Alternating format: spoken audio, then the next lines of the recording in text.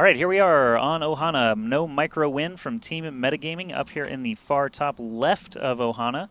He's that purple Protoss player. And down here in the bottom right, we have Infinity Seven.Sanddbox. I noticed just now that he shortened his name to be, little I, capital S, and box. So no second S. Maybe I should change my score overlay. But anyway, he's the blue Zerg for Infinity 7. He's already taken one game. Maybe he'll be able to do another one here against Team Metagaming No Micro Win. And No Micro Win, of course, looking for the first win for his team in this Amateur Division series. So what did you think about the recent mining acceleration find, I guess you could say? So only Terrans can use it for players who don't know yet. Basically, the way probes and drones move, they go straight to their target and they start doing whatever it is that they need to do. SCVs are actually coded a slightly different way where they can accelerate. They accelerate and decelerate as they reach their target.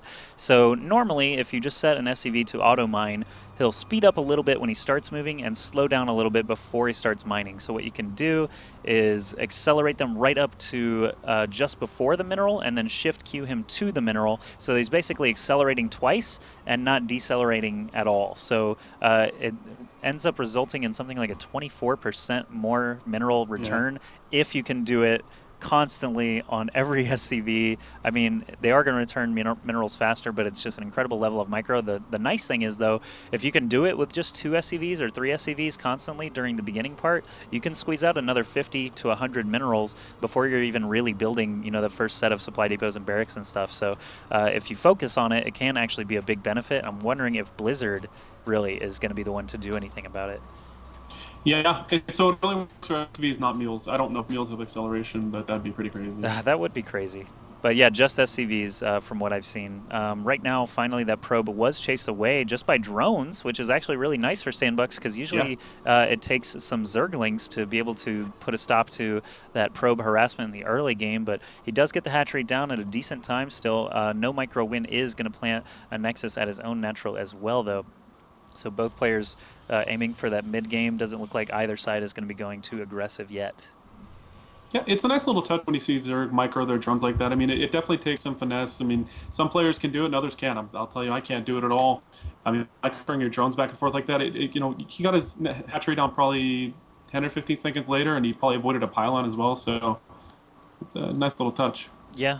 Just getting drones ready in time. He knew it was coming. I mean, it's been a long time since I've seen a PvZ game where the probe didn't try to do that, just because it's basically an inherent benefit of the race that you are able to try and drop that pylon early and prevent your enemy from building that hatchery. But the probe is coming down again, perhaps trying to block this third, but he's going to be a little bit too slow and may actually pay the price as those Zerglings are on his trail. This probe can actually run for a while, but every single bite sets the Zergling back a little bit. This is another thing Axlav, Infinity 7 Axlav has taught me about. Don't just chase the probe with your lings because they are slightly faster. You know that they're going to get the bites off. If you're the Zerg player, you can actually just run past the probe and get 2 bites off before they lag behind. It's insane. You can do double the damage. Yeah, that guy, like I was talking about, that guy's crazy. I mean, he knows so much about the game. I'm so glad they gave him the John Madden role. I mean, that was just so interesting to watch him just talk about his strategy and everything. Yeah, but I'm sorry, I'm spending way too much time following this probe around. I really thought he was going to be dead by now. But inside the base of Sandbox, you all see just a spawning pool, no further tech yet, no gas even at that main or the natural. So he's just basically spending a lot of money on those macro tools, overlords, queens, drones, maybe just a couple of Zerglings for defensive purposes. Yeah, only 2 still, and they're just holding on to that Zelnaga tower. So, he's just playing it safe right now, macroing. He knows his opponent got that Nexus up at his natural, so he's just going to try and stay ahead of him before any threats arise. And No Micro Win, on the other hand, he's got a second gateway just about to finish. No defenses at all inside of his main right now, not even a pylon for weapons or anything, but I'm sure he'll get to that point soon. The entrance of No Micro Win's base has a single cannon, but it is exposed. He's got a single sentry here as well to plant a force field in case in case Sandbox shows up unexpectedly. But so far, both players just giving the other a lot of breathing room. Yeah, I mean, me and Joe start talking about this a lot. It's gotten to a point with PvZ right now where you could basically cast it with your eyes closed for the first 10 minutes or so.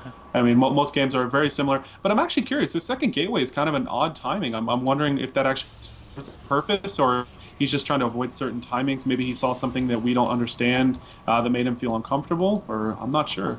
I don't know. Yeah, the only threat at all so far was just those two lings, and they're not very menacing, I have to say. So I am actually with you there. I'm not sure exactly what was going on. Maybe he's got a timing worked out where he can get these sentries. He's good, getting a lot of sentries. This will be his third and fourth ones here finishing up, and they'll be finished just before Warp Gate Tech. So this is probably a build he's worked on. The timing seemed to line up pretty well, and he's got that first Immortal coming out right as Warp Gate Tech finishes, and he's got that third Nexus coming up now.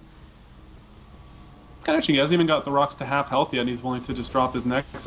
I mean, some players actually opt to do this. It's a little bit risky. I thought he was actually going to go for the robotics timing just because of how high his sentry count was so early. But I wonder if we're going to see the Twilight Council. Well, a lot of players have been doing this quick robo, getting a couple of Immortals, a lot of sentry, and then going up the blink really quick to grab a third base and using the blink capability in order to make a really, really defensive stand against just about any timing available. Well, he's also, I like the structures that he's got going on at his third right now. With that hook, it's basically a small hook leading off the Vespene Geyser. It's going to protect that cannon, and it's going to give him time to get these rocks down and be able to defend a little bit better. 3 gateways in front of a cannon. It's kind of hard to burst through, especially if you still only got 2 Zerglings and 74 drones. Wow, 74 drones already for Sandbox. He says, fine, if you're not going to attack me, I'm just not even going to build an army. He's got 8 Overlords coming out at a time just to make more drones. He's got upgrades rolling and no fighting units at all. I wonder if NoMicroWin knew this. Would he be just doing tons of warp-ins right now? I mean, it looks, actually, I'm just a little bit scared for Sandbox if he's got only drones. By the time like some crazy Stalker Immortal push happens, he could be in trouble. But there is an observer now flying over for NoMicroWin, checking out all this creep spread. There's a lot of creep already, and it is going to reach the middle of the map here very soon. I'm wondering what Sandbox's plans are for a 4th base, and I'm wondering what units. Oh, now the observer flies over all these roaches coming out, so he can start to get an idea of what Sandbox is doing. Yeah, what's kind of interesting from Sandbox is Evolution Chamber and his lair at his third base. So that's kind of interesting. He's a little more vulnerable. Some players like to do that. I'm not sure why. I've always kind of wondered that. And as well, he hasn't taken as rocks, so maybe those two together really make him feel comfortable. But his creeps has been pretty amazing this game. I saw him build an early 4th queen, and I was kind of curious what it was for, if it was an accident. But he's just been massing creeping. He's already at the halfway point. That's a really scary thing if you're a Protoss player on 3 base. Yeah, it's definitely going to propel those roaches really quickly. Once roach speed is finished, they're going to get to mid-map in just seconds, and now they are forming up a sort of staging area just outside of the natural. With this huge number of sentries and immortals, though, it's actually kind of a toss-up. What's going to happen here? He's going to need to place force fields obviously very well. Guardian Shield wouldn't hurt at all, but actually no response from the sentries so far. Just a couple of roaches killed very quickly, and Sandbox knows what he's up against now. He sees all those immortals and sentries. Oh, he's already got Overlord carrying Ventral Sacs already researched. He's just going to drop right into the main. Oh my goodness, wow. There's 5 Stalkers here. That is not going to be enough. They're not going to know which Overlords to shoot at, obviously, and now that huge number of roaches, 20+ roaches, all being dropped into the main right now. Overlords can just book it out of there. These roaches are basically forfeit at this point. All those force fields going down, those are going to get trapped and killed off incredibly quickly. It looks like the roaches are focusing the production structures. Maybe they should have formed up a little bit better, but right now they're getting some free time inside the main, killing off these stalkers, trying to go for pylons and probes now as well. And oh, there's just a massive attack. Oh my goodness, at the third base as well. Wow. Tons of roaches have trickled into the right side as well as the main. It's really hard to keep track of everything that's going on. The forces of NoMicroWin are being pulled in different directions. There's still an Immortal racking up some kills inside the main, but man, this other Immortal over at the natural just getting surrounded and killed. This is just so many roaches, and that obviously is a detriment to leaving your Zerg opponent just able to build whatever he wants. Yeah, and it actually looks like NoMicroWin did lose all those sentries. He did not pay attention to him for about 3 or 4 seconds. Sandbox is playing the swarm exactly how it should be. I mean, he is just swarming his opponent repeatedly, just wave after wave. He's got Infestors to follow it up, +2 on the way, and now he's dropping creep in his opponent's base. So the roaches are not only getting dropped in the base, but now there's creep. Look at the creep spread, too. It's just everywhere. He's going to be able to maneuver around very, very easily.